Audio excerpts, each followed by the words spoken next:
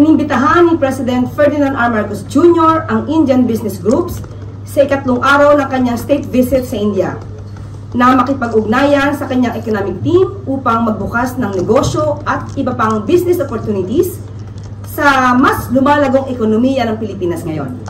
Sa kanyang mensahe sa Philippine-India CEO Roundtable Meeting kaninang umaga, binigyan diin ni Pangulong Marcos Jr. na most open at liberal ang investment environment sa Pilipinas sa ilalim ng kanyang administrasyon. Kasama rin na dumalo sa meeting ang ilang mga Filipino businessmen. Ang nasabing meeting ay inorganisa ng DTI sa pangunguna ni Secretary Cristina Roque na may layuning iangat ang economic partnership ng Pilipinas at India. Naroon din si Honorable Shri Piyush Goyal, Minister of Commerce and Industry ng India. Binigyan din ni Pangulong Marcos Jr. ang pagsasapormal ng Philippine-India Preferential Trade Agreement o PTA na magbubukas ng mas malawak na market access, pag-institutionalize ng trade facilitation at pag-reinforce ng supply chain resilience. Hinikayat din ng Pangulo ang business-to-business collaboration sa ICT sectors, digital technology, semiconductors, renewable energy, infrastructure, healthcare, at pharmaceuticals. Ang mga sektor na ito ay align sa development priorities at global opportunities ng Pilipinas.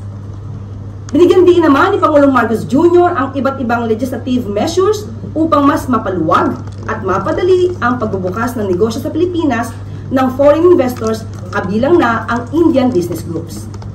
Kabilang sa mga efforts na ito ay ang pag-issue ng Executive Order No. 18 na nag-uutos sa pagkakaroon ng green lanes for strategic investments upang masiguro ang mabilis at streamlined processing ng investments sa Pilipinas. Pinasa rin ng Marcos Administration ang Public-Private Partnership or PPP Code of the Philippines na siyang nag-consolidate at nag-modernize ng PPP framework sa bansa. Ang amendments sa Renewable Energy Act na naglalayong hikayatin ang mas maraming investors na mamuhunan sa clean energy sa bansa. Binigyan lakas din ni Pangulong Marcos Jr. ang investment regime sa pamamagitan ng corporate recovery and tax incentives for enterprises to maximize opportunities for reinvigorating the economy or Create More Act. Pinirmahan ito ng Pangulo noong November 2024. Layunin ng Create Act or Create More Act ang liwanagin at i-expand ang value-added tax or VAT at duty incentive availment. Padaliin at mababain ang cost of doing business, i-enhance ang global tax incentive competitiveness, at magbigay ng mas malinaw na rules for transitioning registered business enterprises. Sa ilalim nito, mas pinadali at mas pinagaan sa mga investors ang kanilang pamumuhunan para sa paglago ng kanilang negosyo sa Pilipinas. Bagay na makakatulong at makaka-generate ng mas maraming trabaho para sa mga Pilipino.